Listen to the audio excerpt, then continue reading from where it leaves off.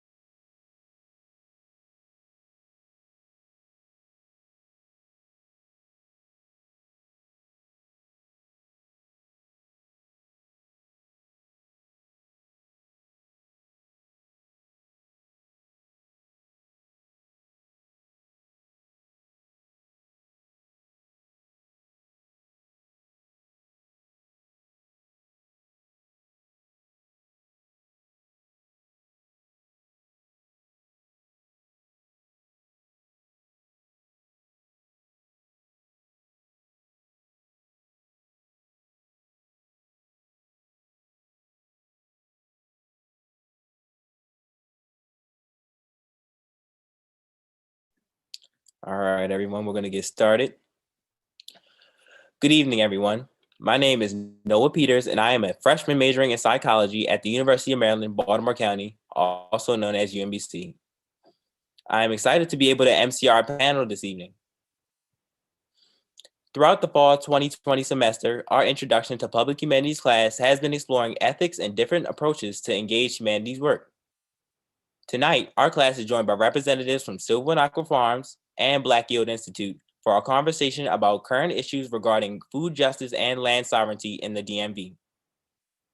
We will present the digital humanities projects our class has worked on with these organizations this semester and hold a panel to discuss how both Sylvan Aqua Farms and Black Yield Institute have adjusted during the COVID-19 pandemic. Afterwards, there will be an opportunity for attendees to ask questions. This event will be broadcast on YouTube thanks to Red Emma's, and we'll share the link after the event is over. Before we begin, we would like to give a special thanks to our sponsors, Maryland Traditions, the Dresser Center for Humanities at UMBC, UMBC's Orser Center, and the Department of American Studies. Thank you to Red Emma's for collaborating with us on this event. We'd also like to thank Jordan Taylor, communications organizer and archivist at Black Yield Institute, for his work as consultant with our class. And special thanks to our professors, Ashley Minner and Sarah Fouts, for their amazing encouragement and support throughout the semester. Now, I will introduce my classmate, Deontay Mayfield. He is a senior and an English major, and he will be presenting our class's digital humanities projects, where we use Night Lab Tools, which is an open source software that we encourage everyone to use. Take it from here, Deontay. Thank you, Noah. Good evening, ladies and gentlemen, and thank you for attending our event tonight. So first, I will be presenting the Sylvan Aqua Farms. Indigenous people began in the land now known as Virginia approximately 12,000 years prior to the establishment of the English colony in 1607.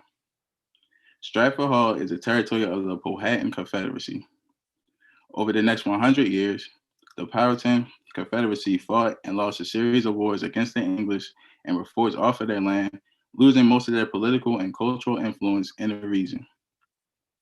In 1730, the Lee family built Stratford Hall on that land, and the property changed hands several times before being purchased by the Robert E. Lee Memorial Foundation in 1929. In 2013, Chris Newman, who was both a member of the Choptico Band of Piscataway Indians and African American, established Sylvan Aqua Farms in Charlottesville with his wife, Annie. In 2018, they moved the farm to its current location, land lease at Stratford Hall. They seek to create a co-op of economically and ecologically sustainable farming, providing opportunities for farmers from marginalized communities, offering healthy, high-quality foods to the community. On land where indigenous people were once removed and African people were once enslaved, an indigenous Black man is co-leading a movement.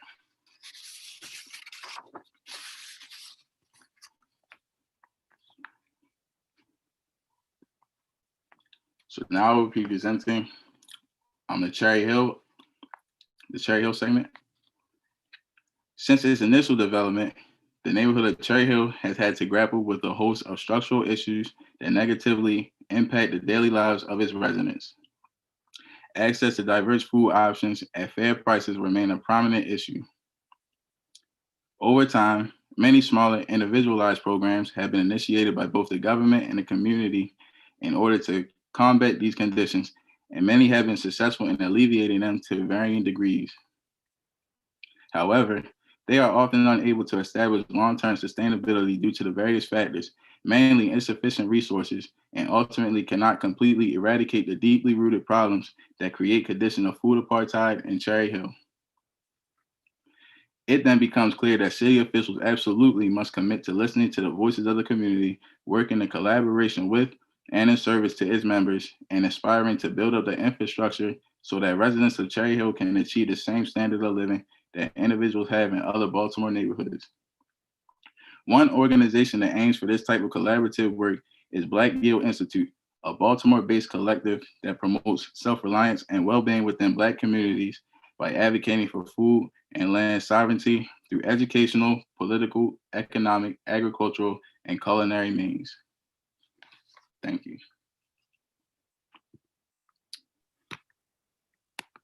Thank you, Deontay. Now, I'd like to introduce our panelist and moderator. Chris Newman is the founder of Sylvan Aqua Farms, which is charged with developing sustainable food-producing ecosystems throughout his ancestral homelands in the Chesapeake Bay region. As a member of the Choptico Band of Piscataway Indians, Chris places a heavy emphasis on the indigenous ethics, values, and knowledge serving as the foundation of the modern permaculture movement and the decolonized worldview necessary to ensure the sustainable stewardship of natural resources. Eric Jackson is an organizer, educator, and filmmaker, humbly serving as a visionary co-founder of Black Yield Institute, committed to building a movement toward Black land and food sovereignty in Baltimore. Currently, he and his team are committed to a 1.25-acre urban agriculture operation and building a cooperatively owned grocery store in South Baltimore, while also conducting Black-led research, facilitating political education, and organizing an action network. Jamila Krempel is a digital producer for WYPR, the NPR member station in Baltimore. She collaborates with reporters and local programs to create content for WYPR's online platforms. Jamila has held a number of positions in public radio, including reporter, host, and show producer. She and her colleagues won the Alfred I. DuPont Columbia University Award for The Lines Between Us, a year-long WYPR series that examined inequality in the Baltimore region. She has taught media literacy, community organizing, and podcasting to high school students, and is an adjunct instructor at the University of Maryland, Baltimore County.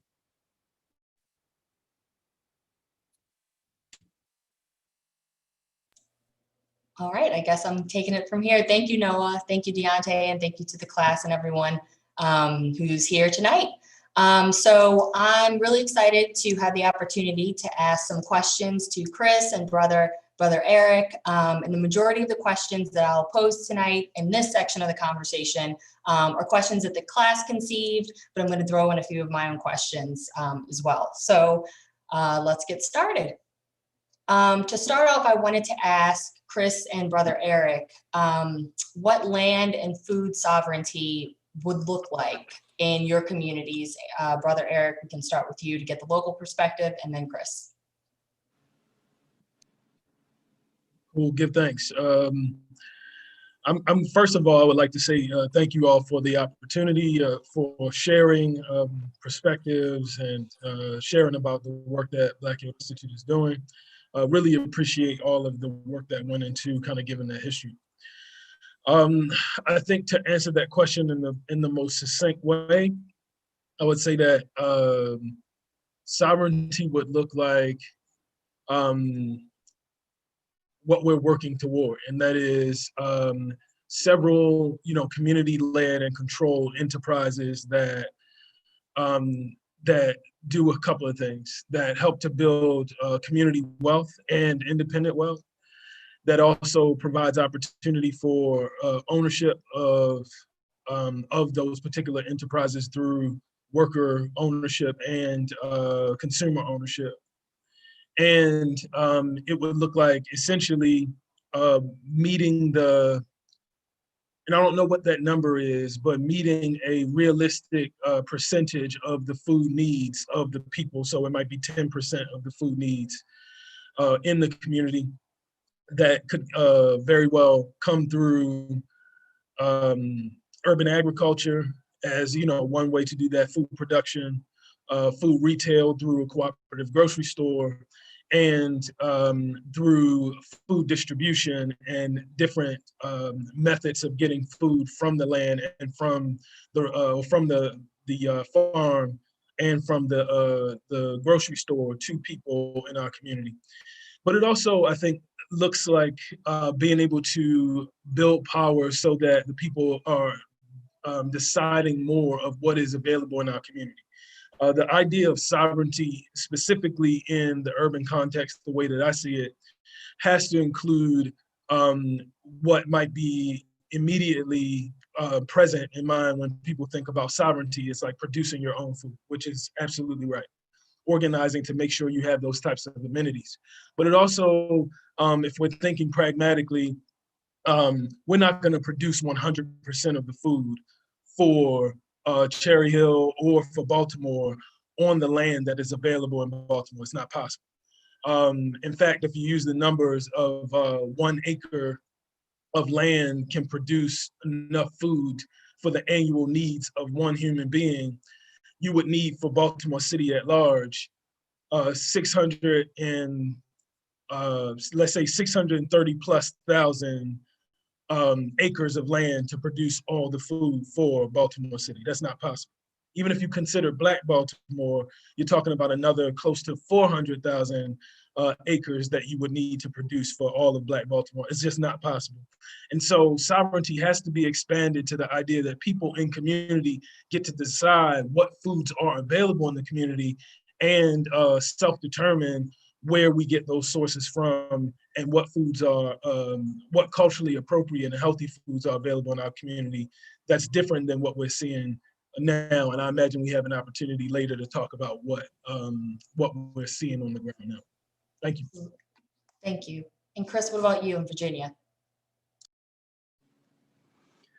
Yeah, I'd like to also thank Ashley for tracking me down and putting up with me to get in on this call today. I know I can be a pain, but I'm really glad to be here to discuss this topic with everyone. I'd really like to echo everything Brother Eric said, and there isn't much to add on to that except to say food sovereignty is about the decisions about how a community feeds itself being held within that community. That's fundamentally what it is. It means that your food supply chains are not in Texas, they are not in California, they're not in Brazil, they're not in Canada, they're not in Asia, they're not, somewhere that you fundamentally don't have control over. It does mean to me that a community has ownership throughout that food supply chain, not only the farms, but the processors, the aggregators, the distributors, the markets, all of it. That we have control over the entire value chain. So you don't just have, for example, Black farmers who are on the land just getting the value of raw commodities, which is very, very low, but you also have people able to participate throughout the rest of that value chain, in slaughterhouses, in restaurants, in markets, in logistics, in marketing, and all the other places that's necessary beyond the farm gate to get food into the mouths, into the hands of hungry people. Food sovereignty for me is having that and having most of those decisions made within that community. And I think it's important, and Brother Eric mentioned this, that it's generally not possible to entirely localize that system. I don't think that's necessarily even a desirable goal. When you look at the history of indigenous people, food trade across the hemisphere was a thing. The whole eat local, self-sufficiency model that you hear coming out of the farm to table movement tends to be a bit derived from settler colonialism and some of the white fear that has come, to this country, in the bag of curiosities they've brought with them. So I think that's an important thing to keep in mind as we discuss food sovereignty, sustainability, and restoring the place of BIPOC, Black and Indigenous people on the land, and ensuring that solidarity, that we do that within our own cultural framework and not from within notions of food sovereignty and sustainability that may come from our visitors to the East. I want to pick up on that point. In learning about solidarities and learning about your organizations, the classes realized that food access and land sovereignty means more than just growing and distributing fresh foods to communities. It also means Black and Indigenous solidarities, a cooperative economic development model, holding up environmental and ecological values, and political education, among many other things. How does your work expand beyond your farms? And tell us a little bit about how it's evolved to get to this point to encompass all of those sort of tenets. Whoever wants to start first. Brother Eric is pointing to you, Chris. That's fine. It was really it was a big lesson for me to realize just how much all of this goes beyond farming. Because when I got into this, it was like, I'm gonna get onto a piece of land, I'm gonna restore it, I'm gonna feed my people, and it was all about the farm. And the problem is so much bigger than that. So an interesting thing that I've kind of discovered is, over my last 8-ish years trying to hack a living together as a farmer, is the lack of support services, especially in rural areas, for people of color that want to start farms. When you come out here, you are on your own. You were surrounded by Confederate flags and Trump signs and deliberate rural depopulation, people that do not want you here. The fact that rural America is the way it is not an accident. It is not brain drain. It is not people fleeing here because this is just the worst place in the world. It's a lot of it is rural economies tend to be dominated by a few small families. It's very feudal out here. And the combination of mechanized agriculture, which reduces the need for a workforce in this area and in agriculture and rural economies, deliberately pushes people away from these places and concentrates political power, economic power, and social power within a very, very, very small group in rural areas that tends to like it that way. They don't like the people that are here aren't necessarily thrilled that I'm here, even though I'm promising to bring jobs, even though I'm promising to bring economic development. There's a lot of big fish in a small pond here that say, I like being a big fish and I like this pond being small. I don't want to be a big fish in a big pond. Screw that. I want a tiny pond with very little oxygen. And even if I'm running around cross-eyed and like can't even swim straight, I don't care, as long as I'm bigger than everybody else. So when you're coming into an environment like that, where I'm trying to create a food economy, because we've really gone beyond the idea of like, let's make this really like cool, tight farm or whatever. It's like, you need to create an environment where those farms can thrive. To do that in a rural economy, you have to bring everything. You need housing development here. You need auto mechanics. You need political activity. You need people on the water and soil conservation boards. Like you have to create the entirety of an economy out here. And solidarity becomes so important because it's impossible to do that alone. You basically have to collectivize. You have to come in numbers. You have to come pursuing scale. And And it's just so important to kind of go just beyond the farm gate and really understand what's necessary to put all the pieces together to make a food economy work. So that ultimately you can create an environment where young Black people, young Indigenous people, young Latinx people can come in, work in a land-based enterprise in a way where they're not alone, isolated, vulnerable, and ultimately doomed to fail. No matter how many chirpy and upbeat, optimistic kind of books you read about start your own farm, pardon my French, but a lot of it's bullshit.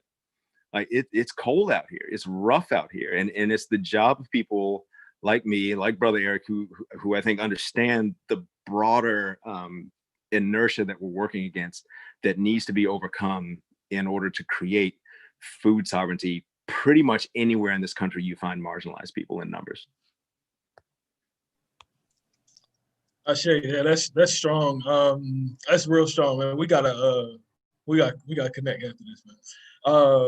That was a good analysis. I think the way in our pursuit of Black land and food sovereignty, at least in the Baltimore region, I also want to just really quickly, that's our central point. And I think to really accentuate a point, you cannot do this work in a vacuum. And our work, particularly at Black Youth Institute, is a Pan-African work. And so by nature, it is a work about centering Black people in particular. And so as we pursue Black land and food sovereignty, the way that I talk about it is that, I'm not gonna pardon my French, I'm just gonna say it in English. We ain't getting to this shit by ourselves, right? And so we can't do it it's not fair for us to do it by ourselves. And when I say do it, meaning restore relationships with one another, restore relationships with the land, restore relationships with food and our food ways, our cultures. And so, as Brother Chris talked about, the work has to be about, connecting with, it's not just about food, right? So if we're talking about building self-determining food economies, then you're talking about the need to build economies that include all of those things like housing and all of that. And so not only do you need to be engaged with different folks on the ground and different private institutions and public institutions, but also the work has to be, in the way that we talk about it, utilizing a movement frame. A part of our work has to be helping to create some of those initiatives and institutions through mentorship, through leadership development, through supporting of those types of entities. And at least that's the work that Black Youth Institute is doing. And so as Noah was talking about the 5 initiative areas that Black Youth Institute operate from, it's not because we're trying to do a lot, but it's because that's what we have to do in order to wage movement that builds sovereignty, right? That doesn't just stop at the point of addressing food apartheid, but it actually looks to building a world that we want to see. And we actually have to do both.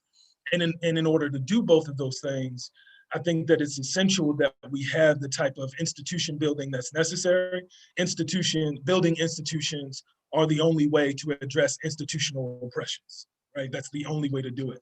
And so solidarity, to me, I think even using the language solidarity, kind of building off of what Brother Chris talked about earlier, some language that we've been given in the mainstream that we use doesn't really work, for me at least, when we talk about solidarity and building partnerships. I mean, part of that, yeah, maybe we utilize some of that language, but for me, it's really about normalizing being in community, normalizing sovereignty as a framework, normalizing being in relationship with each other and resisting these notions, white supremacist notions of being in silos and being individualistic and all of those things. So by nature of that and by nature of an African-centered worldview, there is no individualism, right? I was just talking to our staff meeting earlier about reminding us of the principle of Ubuntu, right? I am, therefore we are, therefore I am. In that, it's solidarity is built into it. So it's just being.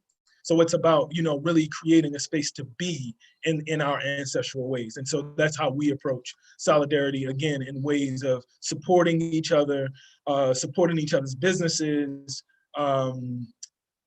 providing, you know, technical assistance or whatever we have through our through the works that we have, and figuring out, you know, what we can do for and with one another so that we can strengthen one another to practice and to lift up that principle of Ubuntu. Thank you for that. I just wanted to take a quick pause just to let the folks know who are commenting, who are posing questions in the chat, that we will get to you in about 30 minutes. So hold tight. We are putting your questions in a document. So I see everything, all the questions that are coming in from Zoom and YouTube and the other places. So we will get to your questions. So I want to let people know to stick around for that.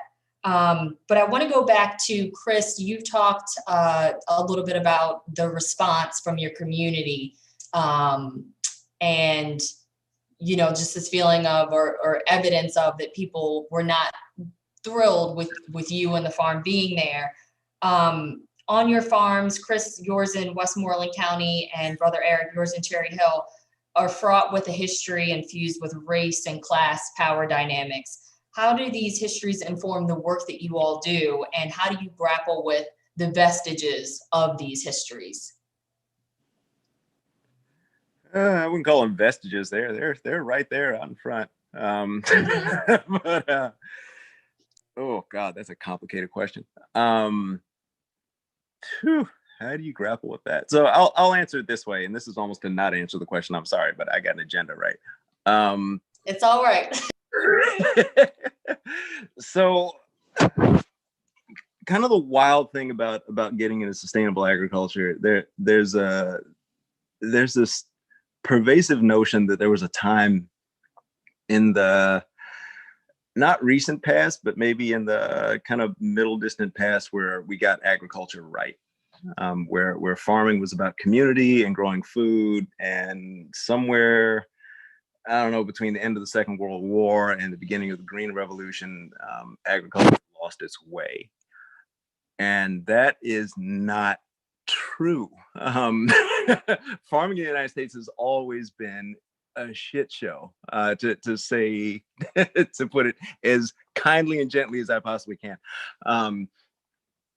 The history of agriculture in this country is basically this.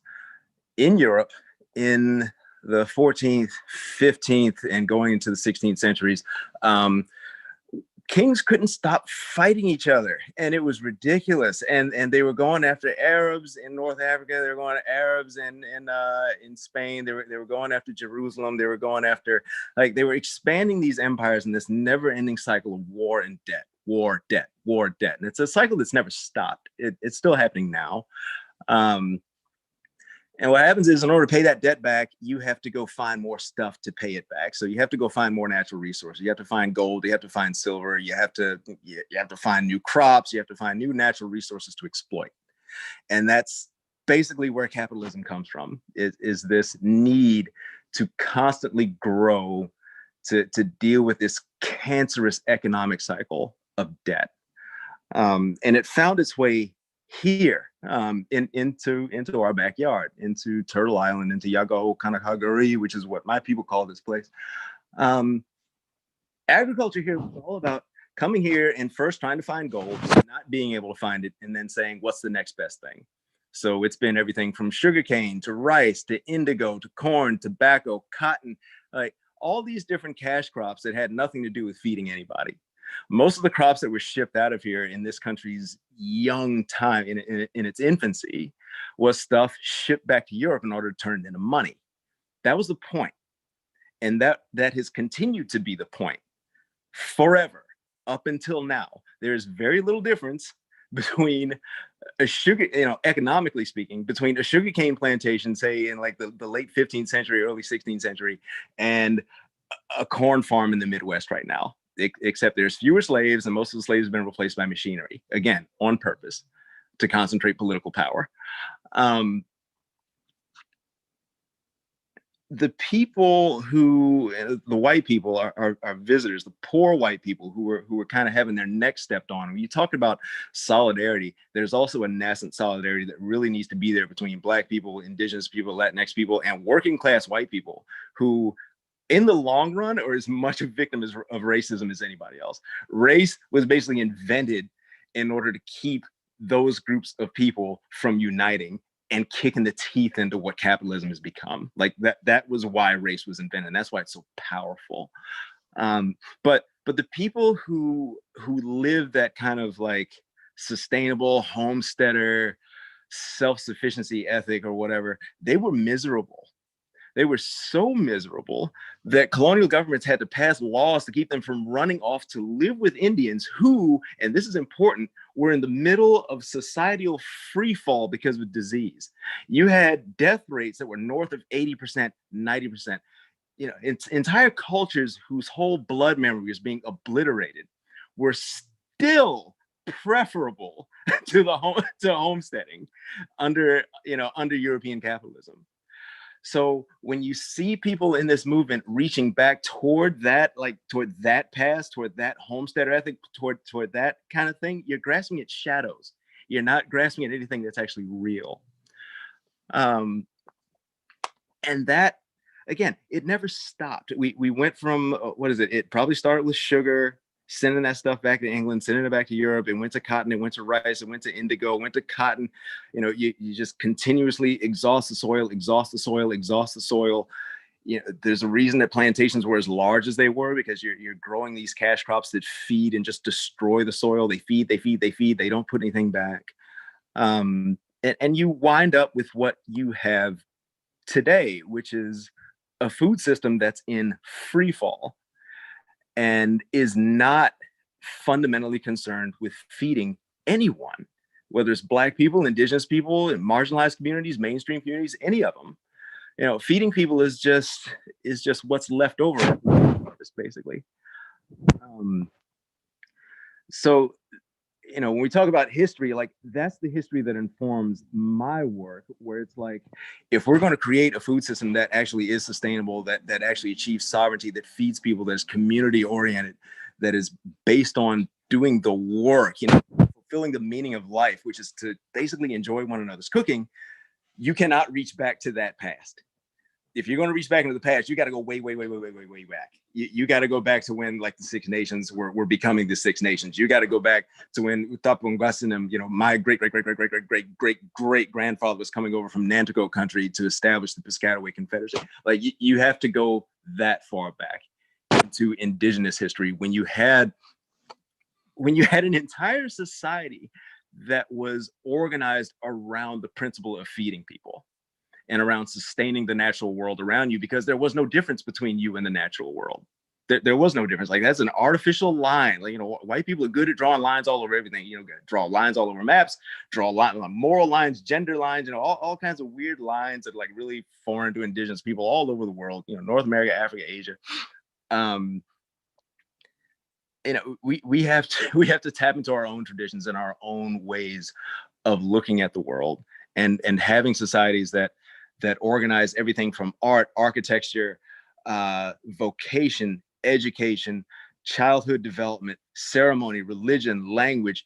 All of that is oriented around this kind of dance between maintaining landscapes and maintaining people by feeding them adequately. That's the whole purpose of the society. And it's so foreign to mainstream society that when you try to talk about this out loud and try to suggest that there's a way to feed people and to sustain people and nourish people and make people happy that lies outside of an economic system that's focused on money, they will treat you like you are insane. But the bottom line is, and this is the last thing I'll say about this, that people need to understand that, as crazy as it might seem to visualize the end of capitalism, we need to understand that Indigenous people, you know, the young fellow said, you know, Virginia Indians here were here supposedly 12,000 years before our first visitors showed up. You know, our roommates who don't clean up after themselves showed up. All right, so you got that 12,000 years, and then you've got a period of 400 years. And in that 400 years, that 400 years, the involvement of people who have come over here without that indigenous ethic have brought this planet, this place, this turtle island, this soil, the blood and bones of my ancestors have brought it to collapse in less than 2% of its history. So who's crazy? And I'll leave it at that. Brother Eric? Yeah.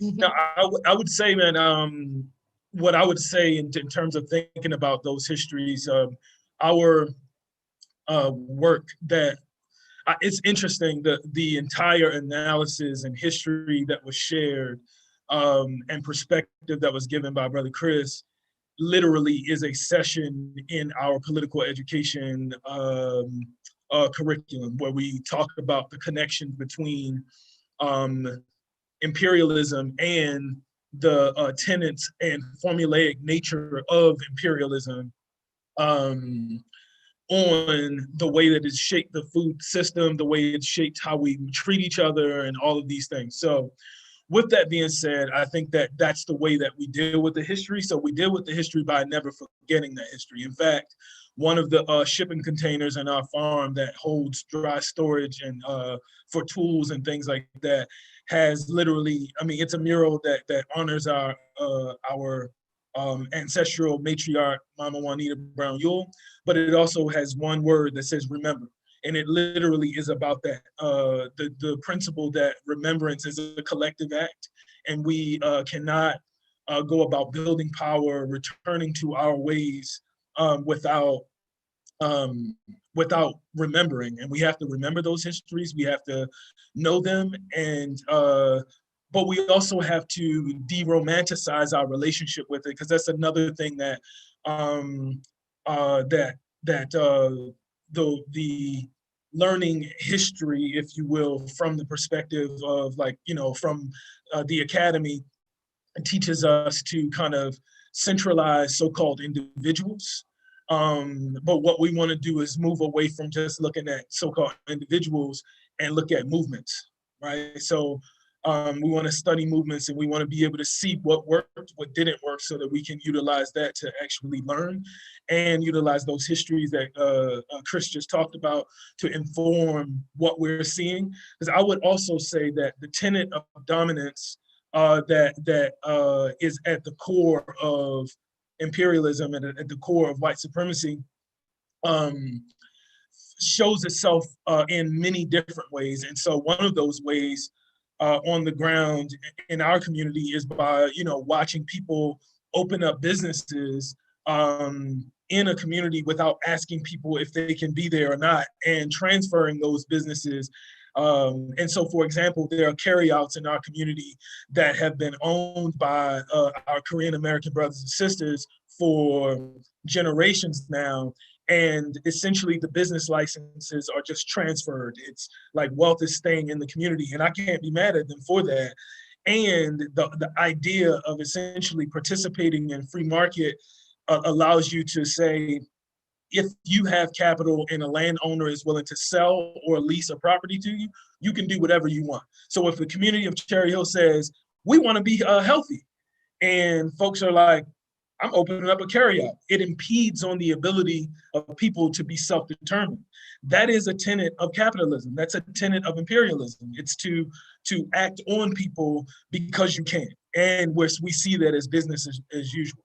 And so we utilize that history to inform and shape our analyses that ultimately help to shape our practice, right? And so that is essentially how we deal with those histories. And so our practice of resistance and revolution and resilience is about being on the, if you will, on the right side of those histories, not being duped by the mainstream renderings of those histories. And so I think that is essential. And I would just say this, and I'll close out on that. We also have to resist the tendency to be apolitical and historical about reality, right? I mean, that is actually the tendency that allows for much of the oppression to be perpetuated and for people to capitulate with it. And the reason is because we essentially, in the way that Brother Chris talked about that history, folks probably on this call might think that you're crazy, right? And so understanding that history in ways that really, I think if we look at the history in those ways, it allows us to actually make moves that get us to where we want to be, rather than as Mama Dr. Audre Lorde talked about, essentially building homes with the master's tools, right? So it's like, it's impossible to do that. It's impossible to deconstruct it, and it's impossible to make new homes that do something different utilizing those same tools. And so history and searching those histories, reconciling or being clear about those histories will help to inform our praxis. Thank you for that. I want to ask, kind of move us into talking about education. I know that that's a component of both of your respective work, but in thinking about educating people about these histories and about, you know, your practices and methods, and trying to get people to foster a connection with land and with food grown by people in the communities in which they live.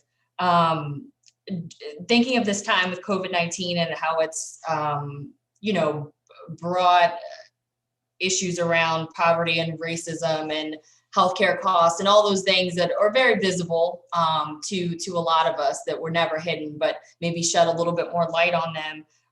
The class wanted to hear about how the pandemic has elevated each of your organizations and you to becoming public figures in these discussions around farming and food access and justice. And has your food justice work shifted at all because of COVID-19? Cool, if I start with it? Okay. Giving you the nod. So, give thanks. So I'll say that I think I really appreciate your analysis, like specifically because they're already there. We've always we've been in a pandemic, right? I mean, ever since the signing of Papal Bull of 1493. Look that up. Papal Bull of 1493. Doctrine of discovery, it gave the space for all of these things. But I think the pandemic provided, it essentially softened the hearts in some cases and attracted the eyes of people to see what's happening on the ground. And I think largely because a part of our work has always been about popular political education. We've had an opportunity to shift, and we were forced to shift our education, if you will, our sharing, our renderings digitally. And so we, utilizing memes and the websites that we have associated with our work, our main website, the co-op's website, and all of these things to leverage messaging that essentially asserts some of these things that we're talking about today. We've also utilized, as it is already a part of our work, lifting up certain histories that can inform our practice, like the development and sustainability of maroon communities. Brother Chris talked earlier, or so-called maroon communities. Brother Chris talked earlier about the relationships between poor white people, indigenous peoples, and African peoples out as a response to colonialism, to imperialism on these lands, and it forced relationships because of the common enemy. And I think that this pandemic has allowed and presented opportunities to talk more about that. As one of the things in particular that we did this year was brought online one of our cultural celebrations that we call Maroontenth. It happens around Juneteenth, where we infuse and recognize the liberation of African peoples through the white hand and through the white pen and through Black hands. through, maroon and other resistance struggles. And so with that being said, I think that what COVID-19 did was kind of release the veil, if you will, for things that we've already been, dealing with. And so people are able to at least, and I'm not even saying it's always good, but in an exhibitionist way, watch what folks are doing, because folks have more time to kind of to see this and see. I don't know, Brother Davon Love of Legions of a Beautiful Struggle talks about white,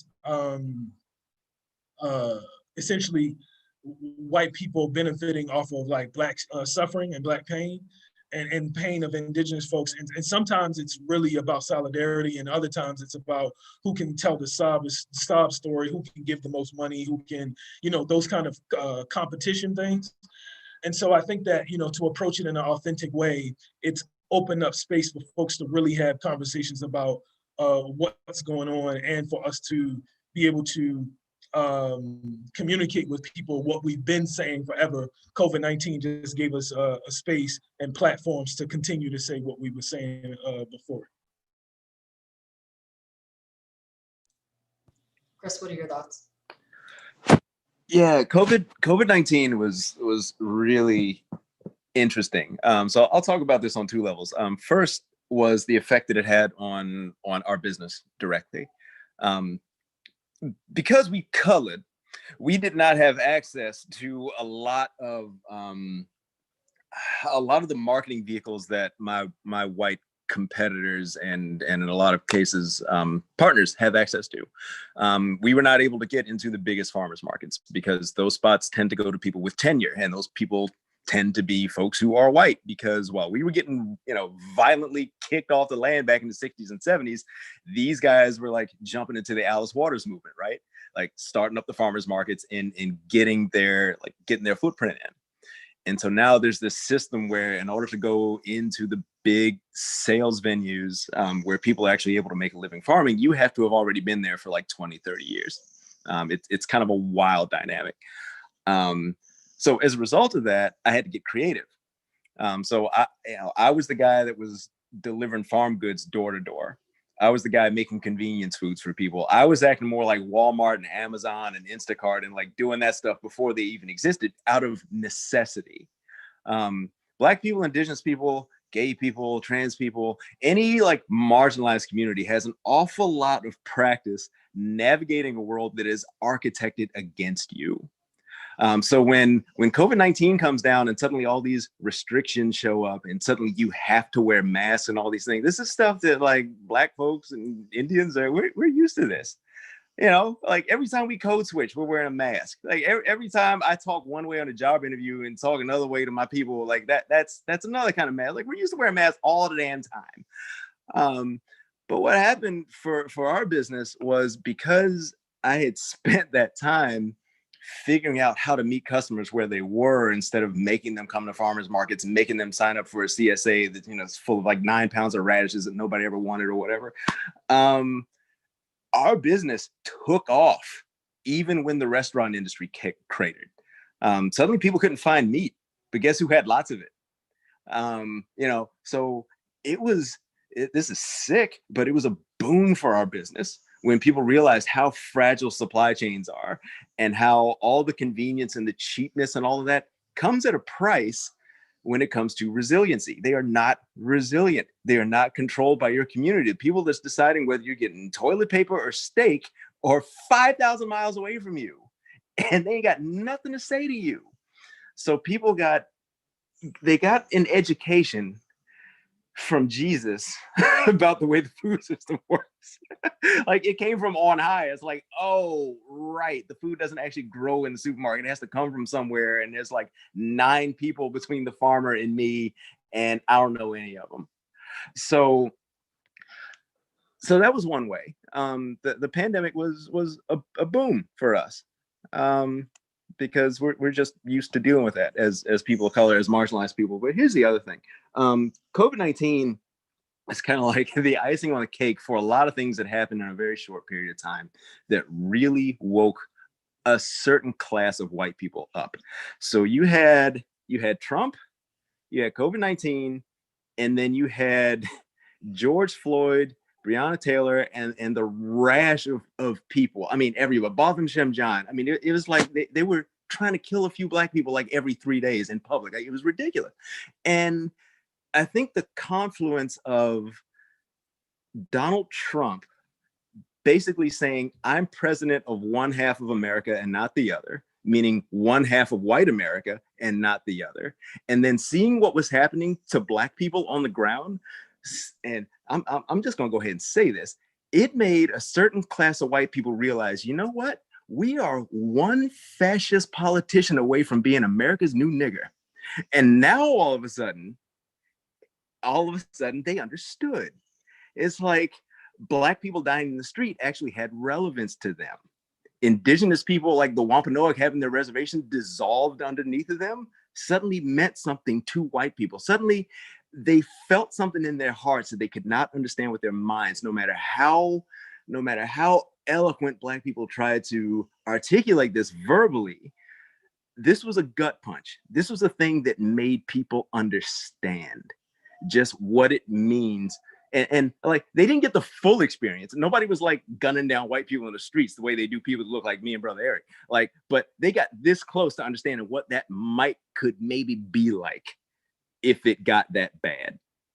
And so COVID-19 was just the icing on the cake that suddenly made people realize, hey, maybe we need to listen to these Black people when it comes to things like conservation, when it comes to food, when it comes to food sovereignty, when it comes to like nutrition. Like, maybe we should listen to what they have to say. And when they opened their ears, it was like a whole world opened up to them. Like, holy crap, we've been ignoring you for so long. Listen to idiots like Joel Salatin and Greg Judy and like all these permaculture people, like all these random white people who, like, you know, spent their early careers in Australia, Rhodesia, shooting Black people in the bush, never talking about that. And then suddenly they're like masters of grazing and permaculture and are going to teach us how to re-architect societies around sustainable agriculture, but not talking about their checkered past, or nobody talking about the fact, how do you have a situation where, for example, 80%, 85%, something like that, of biodiversity on Earth is protected by 5% of people, and they're all indigenous. But when we're talking about conservation, whenever you have a conference, whenever you have a book, whenever you have any kind of gathering of so-called thought leaders and leading minds in this space, it's a room full of white people. It doesn't make any sense. And now with COVID, Trump, Floyd, it's like a light switch went off. It's like, why are we listening to these people? And now you've got half of white America suddenly listening to what we have to say. So yeah, it's been fine for us. And it's also just been really interesting to watch people who are not colored freak out about like about environmental collapse and around the potential destruction of democracy. And they're like, is this the end of the world? And you look at Indian and you're like, the world already ended. Like, for us, we already live in a failed state. Like, you're not supposed to be here. There's capitalism, there's taxes, the environment is being destroyed. We don't get to live in our own land. Like, this already sucks for us. You know, we see the noose around your neck and you're crying and we're like, first time? So, you know, it's been such an aha moment. And I'm glad that maybe some sanity is being restored to the political environment with with the other septuagenarian white guy that got elected. But, you know, COVID-19, I think, showed America what it still is. And that's been a good thing, I think, for everybody. What Chris said.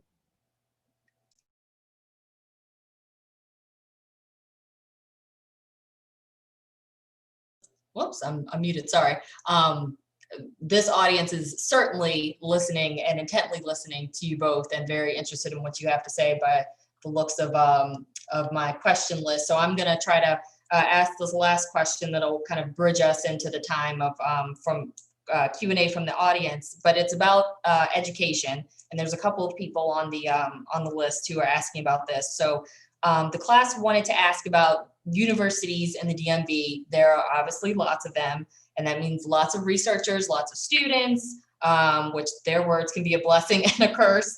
But how can there be more symbiosis between these spaces? And Kathy Stanton writes on Zoom, what's the most useful role for the public humanities to play in food and farming issues?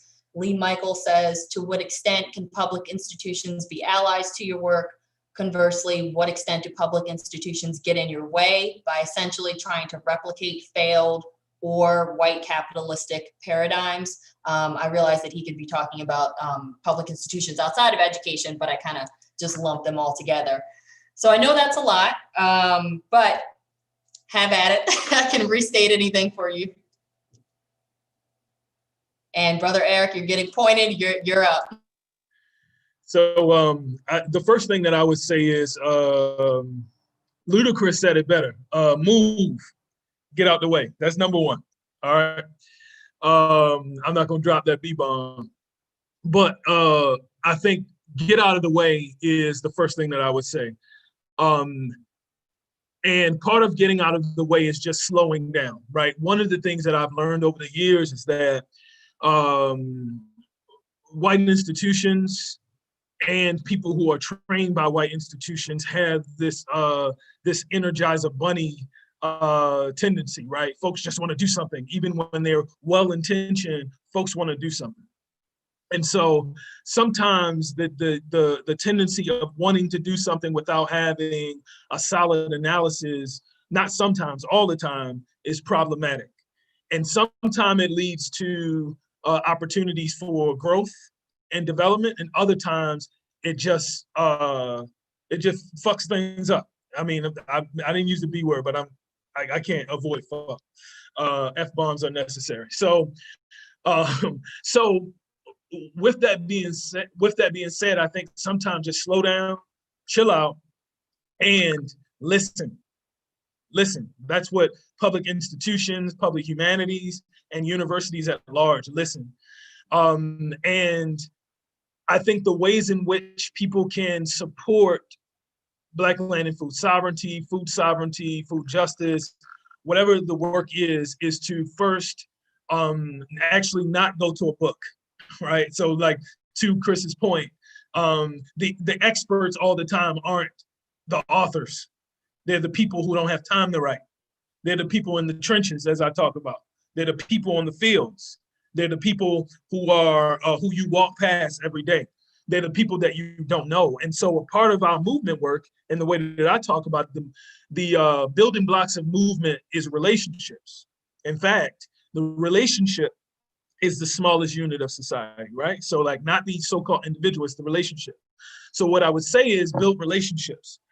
And while you're building relationships with the experiential experts and moving away from relying heavily on so-called technical experts, I think the work is to learn from people, but also do the internal work in your institutions to shift what they're doing. What I am challenged by often in the relationships that I have with universities in the DMV, universities throughout the country, is the fact that I have relationships with people within institutions, but the institutions themselves are not budging on these issues. So I might be working with a university that's wanting to support the work that we're doing, but still have contracts that with companies that are not treating their food workers well, right? So we need to be able to do both ends. And as Prince said, it's not enough to purify yourself in the waters of Lake Minnetonka. By working with us, we got to do the work of anti-racism within, or so-called anti-racism, and moving institutions away from attempting to act on people and going with and building with, embodying that tenet of dominance. And so part of that is just slowing down and being quiet. And one of the ways in which we operate with folks, before we agree to talk to folks, we talk for some time. We connect for some time, not afraid to ask tough questions. And especially when it comes down to data, I don't care how much money you spent on a PhD. If you're working with us, you won't own data. That's just not how it works. We have to be able to own data. Sovereignty is about us being able to also control our information, our data, and tell our stories. And the role ultimately would be to. Do you have anything to add? And I will say, Brother Eric got Ludacris and Prince in to his answer, so the stakes are raised. You gotta hit 3 musicians, recording artists. I'm not even going to try. Yeah, so I'm not very much in the education space. It just kind of happens on accident, mostly from me yelling my frustrations on Instagram. That's how I basically wound up here. So I'm just going to kind of respond to this with an example, because it gives me a chance to kind of make fun of UVA, which, as a University of Maryland College Park grad myself, and me being in a friendly audience, I think everybody will appreciate. So UVA decided that they wanted to, their dining services wanted to adopt a sustainability program with how it procures food. And part of that sustainability was supposed to include a justice component, which did, and this speaks to what Brother Eric said, did the fastest, quickest, easiest thing, which is to say, we're going to procure more food from farmers of color. And we're going to establish a baseline for how much we procure now, and we're going to set targets for increasing it, and then we're going to try to meet those goals over the next 10 years. That was the fast, easy, cheap, quick thing to do, which was the wrong thing to do. The right thing that they did was some people that I know who work in community activism, especially around food in the Charlottesville area, got a hold of this, heard about it, and lit UVA up about it. And UVA could have kind of puckered its butthole a little bit and got defensive and been like, we're just trying. Why don't you appreciate it? But they didn't. They decided to actually have a meeting with community leaders and with people who work in the food space. And I was one of those people on the call with the head of their dining services and one of their 10,000 vice presidents, who knows what, that's halfway in charge of whatever. I don't know how the bureaucracy works, but the bottom line was they at least appeared to be listening and willing to understand how they were wrong and how is it possible that this thing that frankly a room full of white people decided was the right thing to do when it came towards enacting justice for colored people. Even though their hearts were in the right place, they did not get indignant. They did not, close the door. They decided to listen to, what these folks had to say. And to that end, I think institutions need to do something. There's this philosophy called like the 5 whys or something like that. And it might be a title of a book. And it's basically a way of getting to the root of a problem. When you have a situation, for example, with UVA dining services basically having no Black vendors, they need to ask themselves why. Why aren't you procuring as much? And if you try to procure that, why is it that you're going to have a hard time finding Black farmers? And when you find that it's hard to find Black farmers, or when you find that it's hard to find distributors who are working with Black farmers, you have to ask yourself, why is that? And then sooner or later, you get down to the point where you have to do something about it. And the bottom line is what any institution can do, whether it's an educational institution or one of these like regenerative, sustainable agriculture institutions or whatever, I wouldn't so much say get out of the way. I'd say give us your money and then get out of the way. It's a 2-step.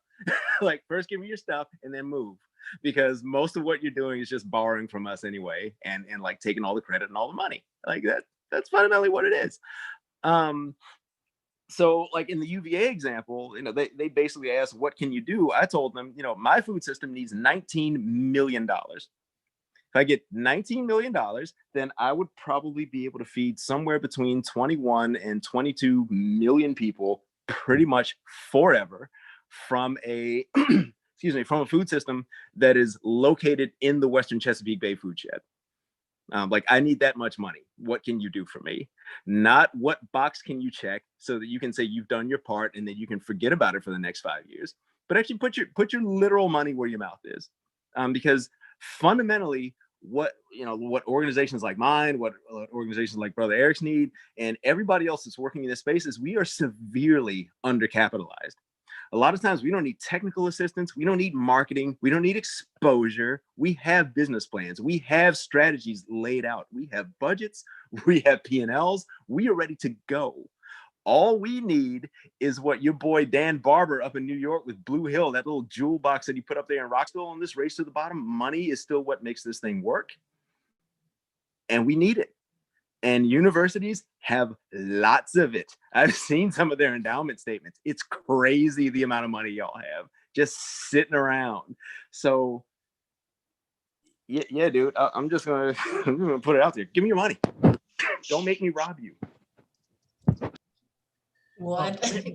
May Sure. I just add something really quickly? So somebody asked a specific question about like historically Black colleges and universities. Yes, thank you for that as well. Mhm. So I was just going to speak to that. I wouldn't say that it's any different. Largely, historically Black college and universities are white institutions. I'm a graduate of Morgan State University. I'm not saying that they're not run by, but when I think about white institutions, I think about institutions that largely are built on foundations of white supremacy. And in that way, it's my opinion that historically Black colleges and universities are the same way. But I would also just add this caveat that because we need multiple players in this movement work, we need researchers and institutions to make folks themselves available. And my commentary is not to say that there isn't a utility for universities, like Chris is saying. Brother Chris is exactly right. We do want the money. I mean that. We have a grocery store expansion plan, plus some other stuff that we could do with a few $1 million. But that also means changing the paradigm for how people think about it, right? Largely universities think about doing work in community from a perspective, it's still a perspective of dominance, right? So dominance, if you all will go, splice through the history, dominance didn't only happen through physical violence. Sometimes it happened through psychological violence, like, hey, here's this Bible, denounce all of what you have or what have you. And I'm sure I'm stepping on toes, but that is the historical truth. So what I'm saying is changing the perspective that that university is going to lead community efforts. That's number one, problematic. And number two, even in partnership, part of the work when we're talking about infusion of capital, I think that projects like ours that are represented in this panel are not supported because ultimately the frameworks that academic and other public institutions and private institutions are operating from is one of more of food aid and food security, which is about, hey, supporting, let's give out bags of groceries and let's do this food pantry, which I'm not saying that that's not noble work. However, that's not going to help build power and change the generational impacts of the histories that we talked about earlier. And so part of that has to be shifting how they're teaching students and how they're thinking about relationships with institutions like Black Young Institute and the farm. So I think that for me, I would add that element because I think that that's critical as well. Funding food security would never bring capital to us. Funding sovereignty, we have a better opportunity to do that. And that's typically not the frame that philanthropic efforts, even coming from non-philanthropic communities, are operating from.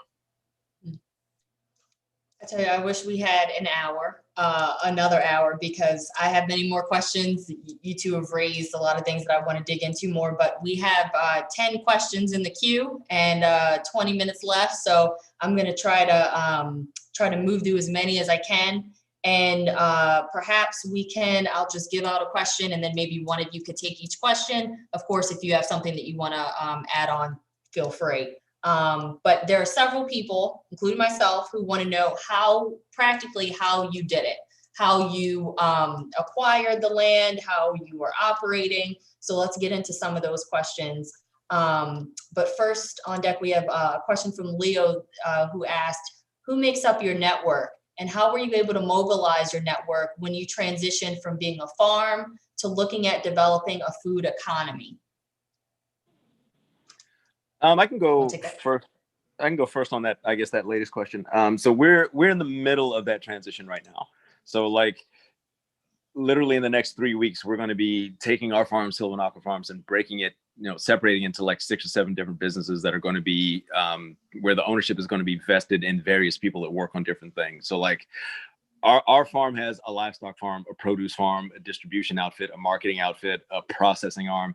All those are going to be broken out into something separate. And the people that work in those parts of the business are going to become owners of those with kind of a collective set of ethics about why we work together and common ownership running throughout each. So that's kind of how that's working, and I've sort of kind of lost track of the the original thrust of the question. But we're like in that awkward teenager phase right now, where we're not like a mature constellation of collectives that we intend to be, but we're basically on our way. Within the next, I mean, it's like happening right now. As soon as I'm off this phone call, I'm like elbow deep in agricultural co-op legislation and all of the things I don't want to do. But yeah, that's where we're at, and I'm going to keep it short so we can answer more. Great. Brother Eric, can we move on? Or you want to add something? Yeah, I would just say that our work is central to our work is movement building. So relationships is about, at the core anyway. And so a large part of our work and how we got to, starting the farm work was because of the relationships. And so before in our co-founding of the organization, it was about building a network. It wasn't like, let me start this farm. It was always about movement building, and a farm was is a strategy of our work. And so as we're continuing to build out our self-determining food economy work in South Baltimore, we're just building on relationships that we already have and establishing new ones, because it's a regular practice of ours to just be in relationship, do one-on-ones with people. And that's pretty much it. Like really centralizing people for themselves and not people as utilities. How can I use you? How can I? That's been probably the biggest way that we've been able to grow our network. That's great. I'm going to get back to that, a question on that. But Chris, you mentioned that you're looking at some legislation, and someone whose name I don't have, they're anonymous, asked, could you share your thoughts on the Justice for Black Farmers Act? That's not necessarily a question for you. He didn't say ask Chris, but since you mentioned legislation, if you have any thoughts on that. I hate it. I'm sorry. I'm going to be an unpopular kid by saying I can't freaking stand it. It's and here's why. It's basically the Homestead Act for Black people. Like when you look at it, that's what it is. Problem is that the Homestead Act was a tool of genocide and dispossession. And when we talk about you can't dismantle the master's house with the master's tools, this is an object lesson in that. I can't even remember the name of the act, but this act basically, the underlying premise of it is that the USDA is fine. American agriculture is fine. The problem is that people of color, and this one focuses almost exclusively on Black people, which is strange considering who came up with it, basically says, we just want a seat at the table. It's that meme that says, I demand less corruption or more opportunities to participate. And that's basically what this thing is, all the way down to the 160-acre land grants that are supposed to be gifted out to people of color. Like, that is literally the amount of land that was allowed in the Homestead Act of 1860 that kicked damn near every indigenous person out of the Midwest and what's presently known as the Corn Belt. You cannot base justice on injustice. You cannot model freedom on death and genocide, and you cannot revolutionize the system. And what we need is a revolution. Revolutions are violent, they're hard, they tend not to work out the way you think you want them to, but we are not in an incremental progress kind of situation where it's like, yeah, we just need the USDA to be a little less racist. We need the cooperative extension agents to maybe not be so white so always. Like no. I'm sorry. I just do not like this notion that Black people just need a seat at the table at conventional farming and conventional structures around power and money and incentives around how food is produced in this country. It's nonsense. It is absolute nonsense. And the people who framed it damn well ought to know better. I would just say that I don't know enough about it. In fact, it's one of those documents that I have on my read, list. So I'm going to look at it. But I would say that just building off of the analysis that Brother Chris just said, I think that a policy like Zimbabwe's policy to strip land from white corporations and return them to, the indigenous peoples is one policy worth studying. That's the type of revolutionary policy that could shift. I tend to be have some kind of resonance around policy itself. Not to say policy isn't necessary, because it is, but I just have resonance around it. And if so, I think it's that kind of policy that would be necessary to consider.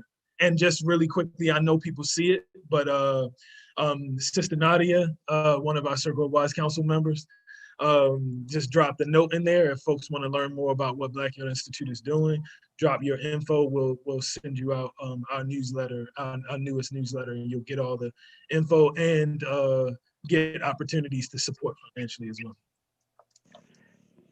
She's on it. Chris, you want to drop some deets? And at the end, I'm going to ask if they're, how can people find you? How can they support? But let's just go ahead and do it now. For any folks who don't stick around to the end. I'm on Instagram at Sylvan Aqua Farms, SylvanAquafarms. That is the easiest way to get a hold of me, if I can be get a hold of. And we're at sylvanaqua.com. We're pretty easy to get a hold of. I want to jump on one more thing though that you had started to allude to in your first set of questions, where somebody had asked, like, how did you get a hold of your land? Yes, that's a question from Good and Wise. Yeah, this is something I try to tell to every single like young Black, young Indigenous, young Latinx farmer that wants to like get themselves into this business. Getting land is not the hard part. It's the first part. Lots of people can get a hold of land, but keeping it is where the problem is.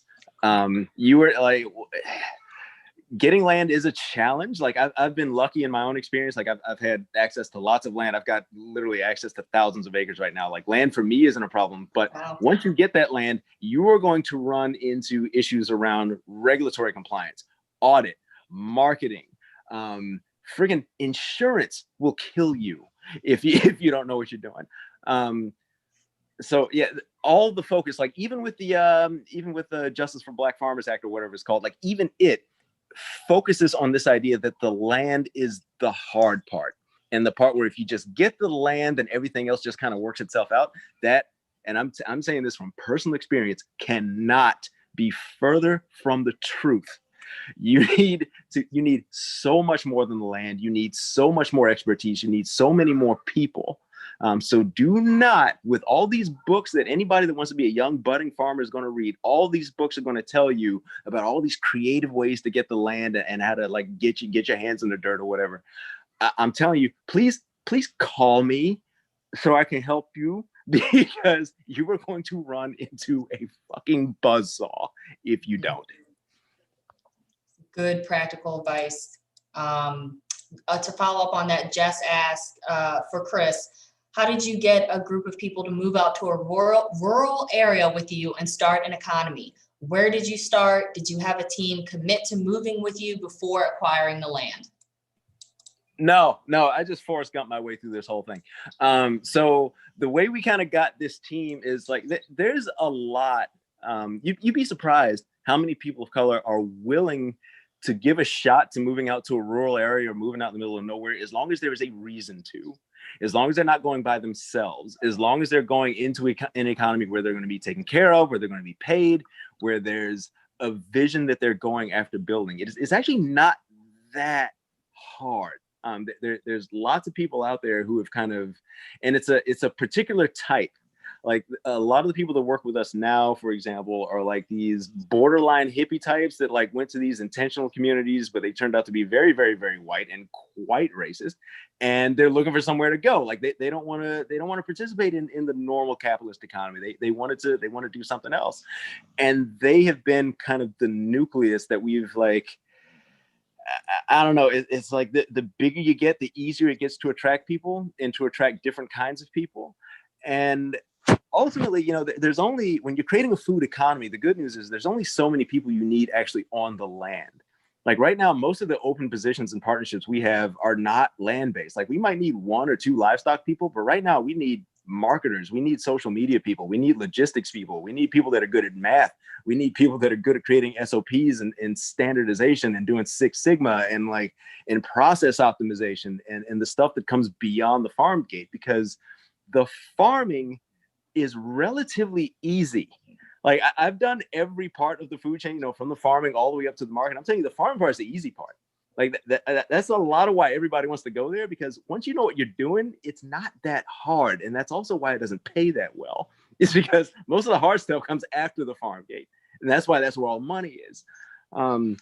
So yeah, to convince people to come out, there's lots of creative ways to get people involved and get people on the land. And once you develop a system that generates enough money, that generates enough revenue, that starts to look like a real food economy, you can actually pay people enough money to actually want to move out there and live on their own and start developing rural economies yourself. Like that's the whole point. The whole point is to create economies in rural America where people actually want to move out, where it's not a thing that just crazy people do who are running away from like hippie communes do, but have it be something that anybody can do. And your mama doesn't look at you like my mama looked at me for a while, like, oh, he crazy. Gotcha. Mary, Allison, Ashley, Stephanie. Hey, Stephanie. Sarah, I'm going to try to get to you, but I'm going to take Mary's question. And Brother Eric, I think this is one for you. I'd love to hear more about the practical side of organizing and marketing the products of these sustainable food production systems. I shop at farmers markets in Howard County, but I'm privileged to have this access and to be able to afford their goods. How can your model spread and be supported in poorer areas? I think to answer that, that last part, part of it is, really building up the networks and relationships with people so that we're able to get our goods out. But for us at this particular moment, we're consumed with feeding our community, right? Not necessarily getting food to people who can get it from anywhere. Now, granted, a percentage of our food goes to one of the major markets in Baltimore City through our relationship with Farm Alliance of Baltimore. However, we're concerned with infusing hyper-local food in our community. So that's the big thing for us. And so, and we're not necessarily at this particular moment, we're not necessarily interested in just making money. We're interested in being able to have having profitable enterprises that actually feed our people, right? Because like for us, it's not just about having good businesses. We want to have good businesses that have good practices that feed people, but that also generate enough wealth for us to keep it going and to be able to, as Chris talked about, hire people and all of that. So for us, it's not necessarily a thing that where we are looking to be in Howard County. Not today. That might be different another time, but today that's not necessarily where we are. And our marketing and all of those things are focused on actually going against that notion and idea that healthy food is expensive and healthy food don't taste that good because the people who we are growing the food and sharing it with are dying prematurely from diabetes and cancers and other issues from other foods. And so that's the approach that we take. While we don't have a health component, we recognize that health is wealth and you got to be able to do both, at least where we are. So that's how I would answer that question. Thank you. I'm getting a little nervous because we got so many questions up at 6 minutes, but to anyone who doesn't get your question answered here, I encourage you to email Chris and Brother Eric and get in touch with them on Instagram, and maybe you can get your question answered that way. I'm going to go to Ashley. She says, what does land bank mean to you? How do you address Indigenous history and presence in your work? That's a question for Chris. I mean, land bank is exactly what it sounds like. It was a freaking land bank because it doesn't belong to some of y'all. No, land back for me, yeah, ask 10 different Indians what land back means, you're going to get 10 different answers. But for me, it's about having responsibility for landscapes. So one thing that's kind of set our organization apart from a lot of others is that we're not terribly focused on acquiring land. Like if you look at NEFAC, if you look at, again, the Justice for Black Farmers Act, a lot of it is centered on this idea of land ownership, which in indigenous cultures is not a concept that really makes sense. Like the idea that you can draw lines around a piece of creation and say, this is mine and only mine, and nobody else gets to have access to use it is just so strange. And I feel like one of the biggest cons ever pulled off in human history.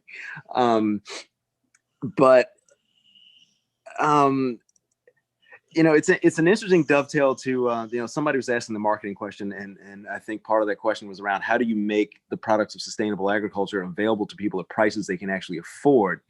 And ignoring the question that affordability is only one part of the access question, because there's also the question of, can you afford to run your hot water heater? Can you run your stove? Do you have Tupperware? Do you have storage space? Do you have a fridge? Can you use it? Can you turn it on? Can you afford the utilities? All that. But something that we're doing is something that we kind of call farming as a service. And it's this idea that there are lots of wealthy landowners, public institutions, private institutions, foundations, et cetera, that have these large landscapes that need to be managed, whether it's the National Park Service, whether it's the Aqua Foundation that I used to be the board on, and I think one of their former board members is on this call right now. These places are managed professionally by people who usually in the best case are trying to mimic what indigenous people have done and usually wind up falling short. So the question is, like, and getting back to what Brother Eric said, get out of the way. Why don't some of these like stewardship organizations get out of the way and allow indigenous-led organizations like mine to come in, get paid to manage those landscapes, get paid to do indigenous agroforestry and produce for free all of the food you can get out of an indigenous managed landscape, the literal hundreds of varieties of meat and fish and game and nuts and acorns and wild foods, et cetera, that can go to a community for free and then pay us to do that. And then we can take that money, split that money in half, give some of it to farmers and land stewards so they can actually be paid equitably. So it, again, makes sense for them to live out in the country. They're actually making a real living, and take the other half and turn that into a subsidy for the stuff like beef, pork, chicken, market garden produce, the stuff that we produce that is supposedly so expensive, and subsidize it. But instead of subsidizing it with, the freaking farm bill, which is just a bunch of government pork, subsidize it with money that is made literally to restore the planet. Could you imagine what a virtuous cycle like that would look like? Being able to cut the price of food, make it more accessible, and save the world at the same time, and restore soil, restore forests, restore waterways at the same time. So that's what land back means to me, is the ability to do that shit everywhere. Chris, I apologize. I misread Ashley's. You might have heard what she actually said. It's hashtag land back, BACK. Okay. Yeah, all right. I know I said land bank, and then okay. I just wanted to make sure. You had like one of them southern accent land bank in there. My Glen Burnie came out. But Chris, I don't even know if you know where Glen Burnie is, but anyway. Oh, I know exactly where Glen Burnie is. All right. With 2 more minutes, Brother Eric, I'll let you answer that question, because Ashley wanted a response from both of you on that question, and then we'll wrap it up. I'll just say it like this. I talked earlier about imperialism, and many people are talking about reparations and all. The way that I think that we engage in reparatory justice is to be able to, restore, as I talked about earlier, relationships, people's relationship with the land itself. And so I just reiterate, what Brother Chris said, is this idea that, folks, indigenous peoples should have the land back, and African peoples also should, be not only like, you know, get the land back, but also be compensated for the free forced labor. And so with that being said, I think that we got a lot of work to do. And in doing so, I think the best way to do that is figuring out ways to build self-determining, you know, food economies that build momentum without us holding our breath for people to actually, for institutions and private landholders to you know, give the land to people. But I'm not opposed to it, but I do think that we have to do both and if we're gonna restore those relationships. Well, so much work left to be done, and we really appreciate you, Brother Eric, Brother Chris, for the work that you were doing in Virginia, in Baltimore, and the work that you're going to aspire to be done in other places from your work. So we really appreciate you. Thank you to everybody on this call today. Thank you to Dr. Minner, Dr. Fouts, to Noah, to Deontay, to Red Emmas, to everyone at every department at UMBC that had a hand in doing this today. And I'm really sorry to Stephanie and Allison and Mary that I didn't get to your questions, but hopefully you all can keep in touch after, and hopefully we keep in touch after. Thank you all so much. Really appreciate your time. Thank you, today. Jamila. Thank you so much. Thank you. Thank you for the opportunity. Y'all be good. Blessings. My pleasure. Hey, Brother Chris, let's connect. My man. Yes, sir. Sure. All right. Be well. Thanks, everybody. Have a good night. I guess I can leave now. See y'all.